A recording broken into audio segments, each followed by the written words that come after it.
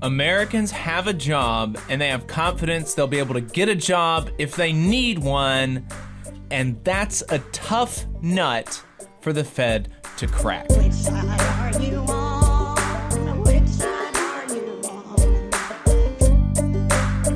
on? So the Fed just increased interest rates again a short while ago in an effort to, quote unquote, help, quote unquote, the economy. And there was a clip circulating on Twitter a couple weeks ago or a week ago that just really, really underscores how much this attack on inflation by the Fed is just a war on workers. It's not actually attacking inflation. It's just hurting workers. Adam, let's play that clip. Yeah, slogging for the first 6 months, more slogging.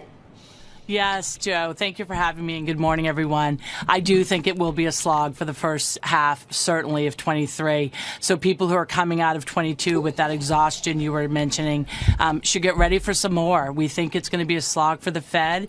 We think it's going to be a slog for the markets. Carol mentioned the consumer. The consumer is just really still very strong. They have cash balances at the banks that are 30% above where they were pre-pandemic. Even when you look at the lower income cohorts, they're still 12 to 15% above where they were pre-pandemic. So they have cash to spend. They've certainly demonstrated a desire to spend. We're seeing that. What they're spending on is changing, and they're moving more to experiences than goods, but they're spending, and they have confidence to spend because the jobs market is about as good as we've seen in the last 40 or 50 years. So they have a job, and they have confidence that they can get another job if they need to. So that's a really tough nut for the Fed to crack when the U.S. consumer is 70% of the economy. And so we think this is going to take time, and this is going to be a real slog for the next 8 to 9 months. Yes, the market is a discounting mechanism, and it will look forward, but we're not close to cutting. We're not close to pivot yet. And right now the market thinks we cut in November, and that's just too soon. Americans have a job and they have confidence they'll be able to get a job if they need one, and that's a tough nut for the Fed to crack. Yeah, I'm glad you pulled that clip because sometimes it's hard for folks to read between the lines on what they say on these business networks. But this is like what they say 24 hours a day. It's something along those lines. And, they have yet to explain to me, the Federal Reserve or any of their supporters on TV has yet to explain to me how their rising interest rates are going to cut inflation. In fact, I've heard comments from them under oath admitting that it's not going to do that. So what's it about then? Right? If it's real, if we're going to talk about inflation every time we mention interest rates, but then we go on the record and say, well, yeah, these aren't actually going to decrease inflation, though, right? We're making these interest rate increases, but no, we can't prove that that's actually going to fix the problem that they're ostensibly in response to.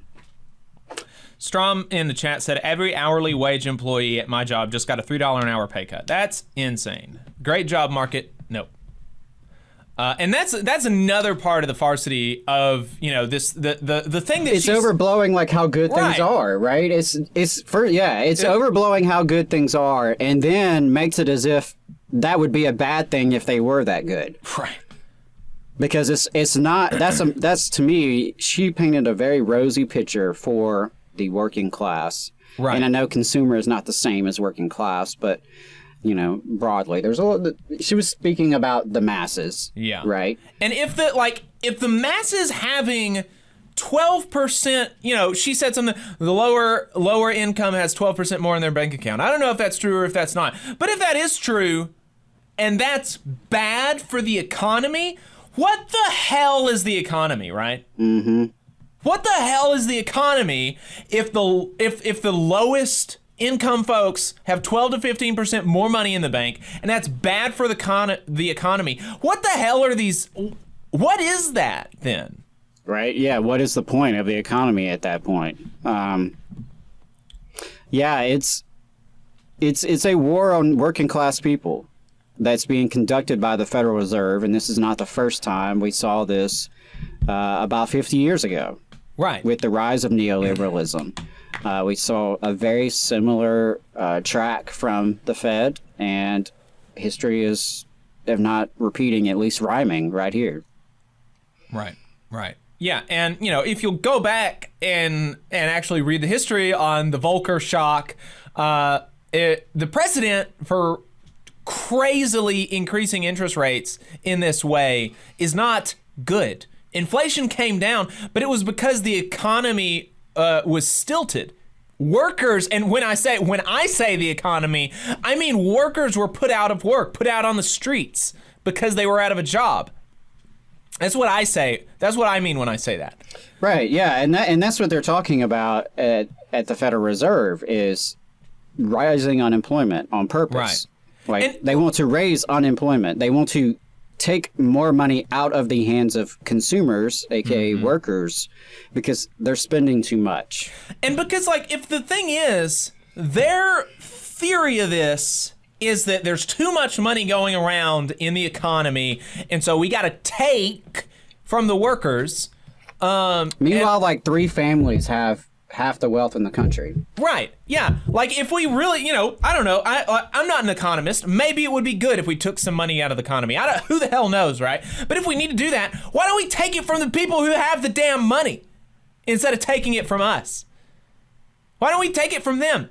If the deal is, oh, the prices are too high, well, tell them they can't put the prices that high. That's simple. Yeah. Tell them that because if you look at actually where the increase in prices from consumer goods has gone, consumer goods have increased, I don't know, a lot of percent, right? And there's been studies out there about what is this going to? What is this going to? My bananas were, I don't know, my milk was this much last year and it's this much this year. And what's the difference? What's that delta going to? Well, over 50% of that delta is just going to profits. Mm-hmm. So just take it. Just take the profits. Just take the profits back and then give it back to the people. Right. There's more than one way to skin a cat. And if that's actually the issue, I don't know. I mean, even Richard Nixon was willing to indulge in price controls. Right. I mean, that's no socialist by any stretch of the imagination, but even Nixon was willing to engage in price controls. And when you're talking about fuel and food, other essentials that are also coincidentally just happen to be dominated by a handful of monopolies in these industries, right? That's another piece of the story. Right. That the Federal Reserve is not addressing whatsoever. Right. And it's not to say, and so last time we talked about the Fed, we got people like, oh, well, what do you want the Fed to do? They can only do one or two things, right? And it's like, well, maybe the Fed just shouldn't do anything. Maybe it's not my job, if I'm a janitor, right? It's not my job to, cut somebody's hair that walks in looking scraggly, right? So maybe they just shouldn't do anything. Or they should do, less than they're doing right now. And they should be putting pressure on the Biden administration and saying, look, this inflation is not caused by workers having too much money, because that's an insane thing to think. And so if we want to deal with this inflationary crisis, Congress has to do something. The president has to do something. We can't fix everything. Right. And you just got to know your role. You just got to know your role. You got to assess the situation. And obviously, workers do not have so much money that it's a problem. Workers do not have so much money that we need to be disciplined with a recession. Okay? That's just asinine. It's absurd. It is, but it's convenient for those who are in Congress and are in the White House to let the unelected Federal Reserve, this kind of obscure agency, be the one imposing austerity and recession. Right. Well, and look at whatever you want to say about Trump, in some instances, his political instincts are better than Joe Biden's, because when the Federal Reserve was trying to do this under his administration, he attacked the Fed. He was like, look, we'll get these people out of here. We don't need interest rates because he saw what was going to happen, and he saw that if a recession happened under his watch, he was going to go out. He was going to go out. He wasn't going to get reelected. Why does Biden not have the political instincts of Donald Trump. Like, what a thing to say, but that's an accurate assessment of what's going on with these comparable things happening. Yeah, no, I see what you're saying, because the way he responded to Jerome Powell, Yeah, like, and the way obvious- Joe Biden has responded to Jerome Powell, Yeah, is very obviously different. it's not that Trump like cares about the workers so much. Like he was like, oh, no, you know, But it's he's not- willing to use his bully Yes. pulpit and, well, be a bully. Right. And sometimes that's what you have to do. Whereas in Joe Biden's case, it seems as if Powell and the Reserve are just doing what they want them to do, but conveniently don't have to have their fingerprints as much on it. That's what it seems to me. That Yeah. there's no it's not as if the Biden administration or the congressional Democrats have really voiced much opposition at all to They haven't anything said the Federal Reserve has done. anything about it. The AFL just recently came out condemning it like a couple of weeks ago, but they've been pretty quiet on it as well. Yeah, I feel like they've been a little bit of asleep at it as well, because this is something that's impacting the entire economy and the entire American working class, really the entire global working class, because the way in which American fiscal policy impacts everybody. You just saw a clip from the Valley Labor Report. We are live every Saturday morning from 9:30 a.m. till 12:30 p.m. And we pride ourselves on keeping all of our content free to everybody so that we can talk to as many working folks as possible. If you support the work that we're doing, you think that it's important, you think that it's good, then consider making a monthly contribution to the project, and you can do that on our website, tvlr.fm.